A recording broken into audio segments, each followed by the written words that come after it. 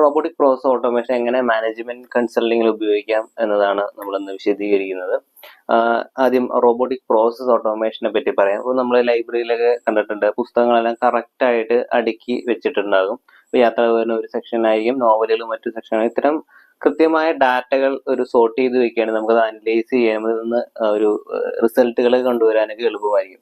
ഇത്തരത്തിൽ സ്ഥിരമായി ഒരേ രീതിയിൽ നടക്കുന്ന ബിസിനസ് പ്രോസസ്സുകൾ ഒരു സോഫ്റ്റ്വെയർ റോബോട്ട്സ് ഉപയോഗിച്ചുകൊണ്ട് അനലൈസ് ചെയ്യുകയും അതിന്റെ ഒരു ആ പ്രോസസ് കുറച്ചുകൂടി എഫിഷ്യന്റ് ആക്കുന്ന ഒരു സിസ്റ്റമാണ് ഈ റോബോട്ടിക് പ്രോസസ് ഓട്ടോമേഷൻ. ഒരു ഉദാഹരണം പറയുകയാണെങ്കിൽ, ഒരു സ്ഥാപനം ഒരു ഓൺബോർഡിംഗ് നടക്കുകയാണ്. സ്ഥിരമായ ഒരു രീതിയിലായിരിക്കും ഓൺബോർഡിംഗ് നടക്കുന്നത്. അപ്പൊ ഈ ഓൺബോർഡിംഗ് ഒരു പ്രോസസ് ഓട്ടോമേഷനിലേക്ക് കൊണ്ടുവരികയാണെങ്കിൽ ഇത് കൂടുതൽ എഫിഷ്യന്റ് ആയിട്ട് സ്ഥാപനത്തിൽ ഓൺബോർഡിംഗ് നടത്താൻ സാധിക്കുമെന്നാണ് ഇതിന്റെ റിസൾട്ടുകളും ഒക്കെ പറയുന്നത്.